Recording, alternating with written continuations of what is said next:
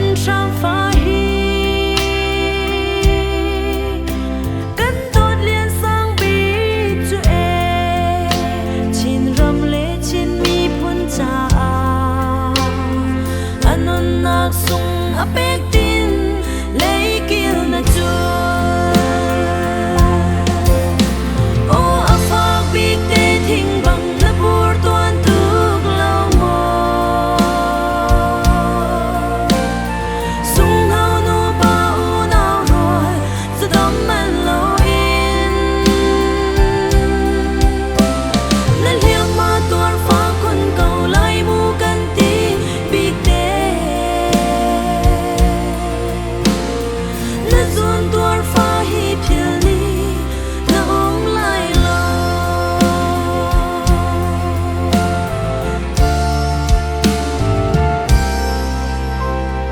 na kai nak si si yu le na chon hoi kom tha sin in an ho chang lai na len min phai len ok in tiếng nâu mít khi riêng băng du xem na khu dung run in tiếng ni gần in hầm e mít khi hul khâu lai lo o afak big te thing bang na pur tuan tuk lau mo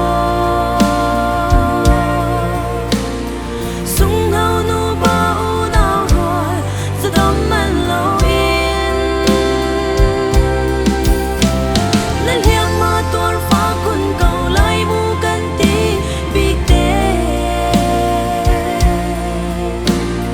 na zun tuar fa hi phil ni na ong lai lo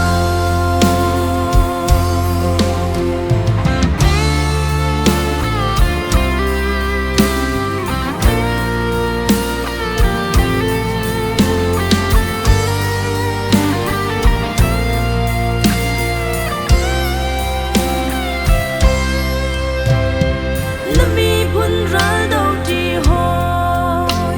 an nun nak zon rồi